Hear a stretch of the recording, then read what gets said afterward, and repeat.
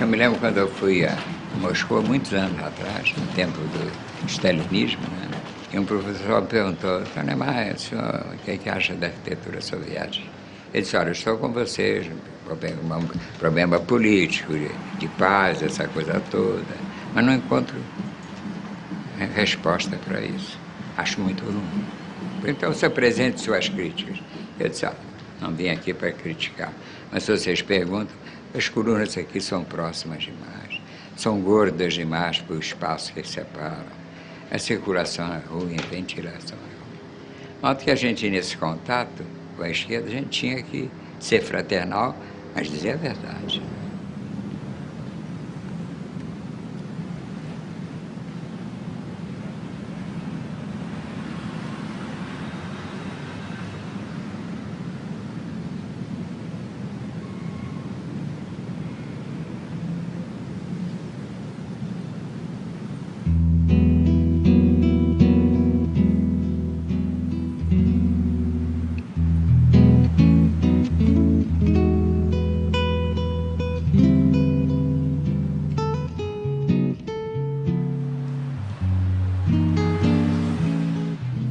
É sabido que Oscar Niemeyer odeia o capitalismo e odeia o ângulo reto. Contra o ângulo reto, que ofende o espaço, ele tem feito uma arquitetura leve como as nuvens, livre, sensual, que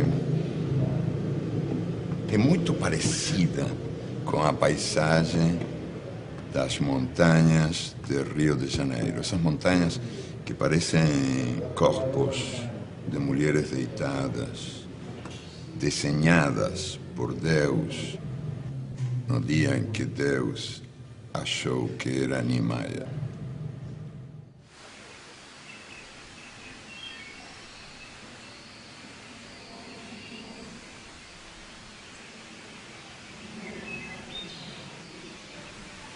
Depois eu fiz essa casa.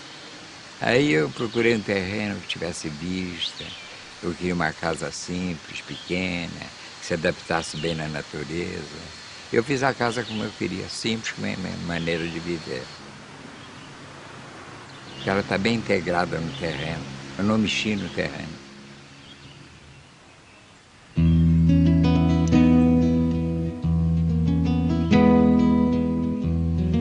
Fiz os quartos embaixo, em cima tem a sala, tem a cozinha. Um amigo meu me deu umas mudas de plantas e foram crescendo assim um pouco, como coisa da natureza, sem muito controle, não é? Quando a casa estava pronta, um dia o Gropius apareceu aqui. Eu mostrei a casa. E quando ele saiu, ele me disse: a casa é bonita, mas não é multiplicável. Eu achei graça uma besteira tão grande na boca de um sujeito tão ilustre, né? Que não tinha nada a ser multiplicável. O terreno é diferente, a casa foi feita do terreno, se adapta ao terreno, como é que ela pode ser multiplicável? Mas eu achei graça, porque besteira sempre se disse, não é só de hoje, não. Não fomos nós que inventamos a bobagem, né? Ela sempre existiu. Bauhaus foi o paraíso da mediocridade, como dizia o Le Corbusier. O jeito aprendia a desenhar um tipo de um aparelho qualquer, de jantar, qualquer coisa, e aquilo se estabelecia com uma série de regras. Eles eram obrigados a seguir. E a arquitetura não é nada disso. A arquitetura é invenção. No contato que eu tive com o Corbusier, o mais importante foi o dia que ele me disse: olha, a arquitetura é invenção. Isso depois eu compreendi lendo em diversos livros. Quando eu li o poeta francês, não me lembro o nome agora, ele dizia que a invenção, o espanto, é a característica principal da obra de arte. De modo que a minha arquitetura, o que eu faço, a preocupação inicial é que seja diferente. É que o povo pare, surpreso de ver uma coisa nova. Baudelaire.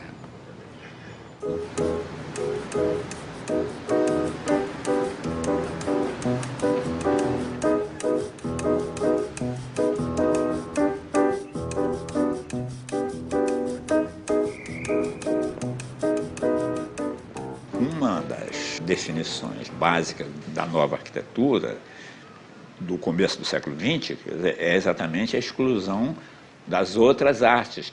A parede, um painel, vamos dizer, de interior de um prédio, ele é belo em si mesmo, na sua proporção e na sua funcionalidade. Não precisa de botar nada ali. Nisso o Oscar ele vem e bota azulejo e bota mural. Então inclui o artista, o pintor, o escultor, que é uma rebeldia dele também. No meu trabalho eu sempre convoquei os artistas, os pintores, escultores. Mesmo no meu primeiro trabalho, Pampulha, eu fiz isso. A arquitetura não pode ser vista como uma coisa isolada, né? Porque quando o arquiteto faz um projeto, ele está traçando uma parede, ele está já imaginando se ela vai ser uma pintura, uma caiação, uma parede de pedra, se deve ser uma escultura, né? O artista não vem depois para colocar o quadro onde ele quer. É lógico que há influências, houve influência até na literatura. Você vê o jeito que escreveu a influência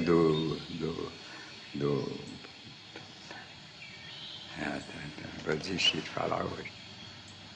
Vou esquecer o Camões, porra.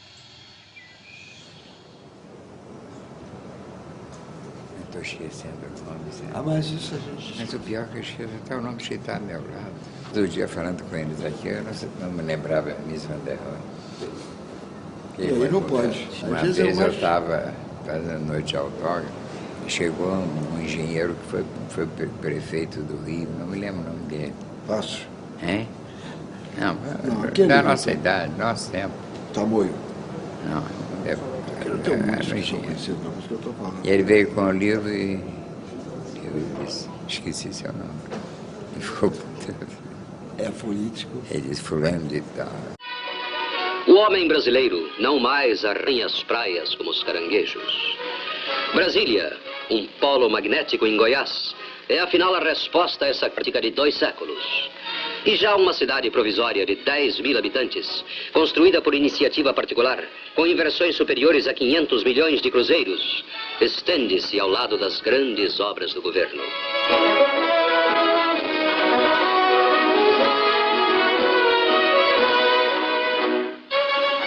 O Juscelino passou por aqui, me chamou, descemos juntos para a cidade e ele me disse, olha, eu quero fazer uma capital diferente.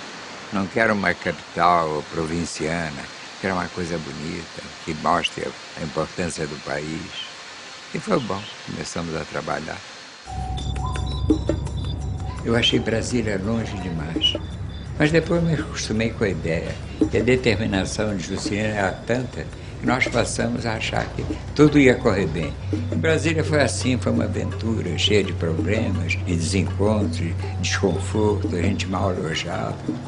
Mas havia determinação de JK, que a coisa prosseguiu. O Juscelino muitas vezes terminava o expediente dele aqui no Catete, aqui do lado, terminava às 6 horas, né, tomava avião aqui no Santos Dumont, chegava por volta da meia-noite já em Brasília, fazia inspeção de obras, 6 horas da manhã, voltava, 10 horas estava no Catete outra vez. Foi um período muito difícil. Brasília não era bem-vinda, não. A imprensa nacional inteira, não só São Paulo, mas do Rio, eram contas. O Rio de Janeiro vai acabar, né, vai esvaziar o Rio de Janeiro. Vou para Brasília, era uma ameaça. Não vou para Brasília, nem eu nem minha família. Embora vivendo cheio de grana, não quero deixar Copacabana, porque para incentivar a ida a Brasília, não só dos funcionários, mas de outras pessoas, para ocupar o espaço de Brasília, né, havia as dobradinhas. Funcionário que ia para Brasília ganhava em dobro. Então o Brilho Branco saiu com essa. Mesmo que seja para viver cheio de grana, quero ser pobre sem deixar Copacabana. Em um dos edifícios do IAPI já está pronto um apartamento piloto, com todos os requisitos do conforto moderno. Como este, serão todos os demais em construção. Às vezes eu ia de avião DC-3, podia parar em qualquer lugar, mas ele levava 3 horas. Eu lembro que um dia eu estava almoçando com ele durante as obras, né? Ele me disse, olha, quando acabar o almoço, você vai viajar comigo de helicóptero para ver as obras, senão eu mando te encanar. E saímos. Eu peguei o helicóptero com ele, corremos a cidade. Eu fiquei muito tranquilo, porque diziam que o helicóptero, quando tem qualquer problema, ele desce naturalmente com aquela hélice, né, de controle. Mas depois que eu cheguei em terra, o piloto conversando comigo, disse, o outro é muito mais seguro. Esse cai mesmo, se for preciso. Eu me lembro quando eu fui para lá, eu levei 15 arquitetos, mas levei um médico, levei um engenheiro, levei 2 jornalistas, levei 5 amigos meus que estavam na merda e que precisavam trabalhar, e que eu senti que era a oportunidade de ajudá-los. Eu queria que a conversa em Brasília fosse mais variada, que não falasse só de arquitetura, né? Então que a vida ficasse mais fácil, mais divertida. A gente se divertia, a gente saía em grupo, a gente não levava a coisa a sério, a gente tinha coisa para contar, a turma era alegre, divertida, né? Eu acho que a vida é assim, a gente tem que separar as coisas. A vida é chorar e rir a vida inteira, né? Aproveitar os momentos de tranquilidade e brincar um pouco. Depois os outros, aguentar. A vida é um sopro, né?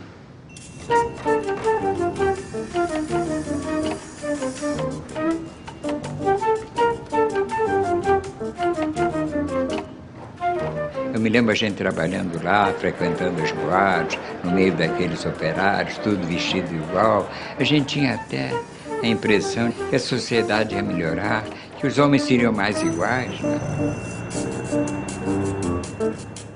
Se o brasileiro fosse capaz de construir a nova capital, e uma capital com características especiais, né, originais, pela obra de Oscar Niemeyer e de Luiz Costa, né? Com um pensamento estético, um pensamento urbanístico completamente diferente, moderno, renovador. Poxa, então podemos fazer tudo o que for preciso para que o Brasil mude, né? Então, essa ideia, mudar a capital para Brasília, significava mudar o Brasil. Mas não. Quando inaugurou a cidade, vieram os políticos, vieram os homens de negócio, era a mesma merda. A diferença de classes, a imposição do dinheiro, dos negócios, tudo que até hoje anda por aí. E o final com o JK, o desejo dele, era, como ele dizia, era levar o progresso para o interior. Isso foi feito.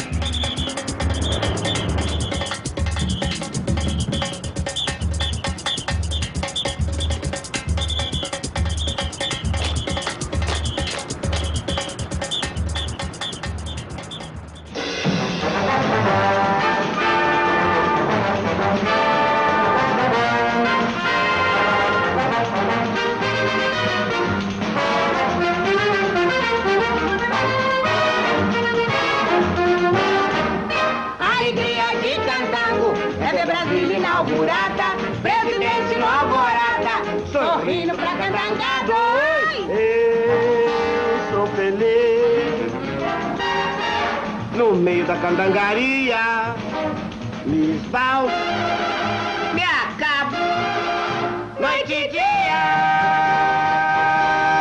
Oba!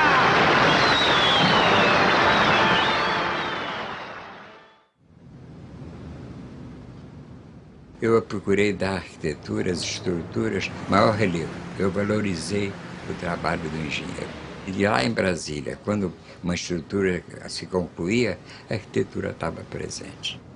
Quer dizer, arquitetura e estrutura são uma coisas que nascem juntas, e juntas devem se enriquecer, né?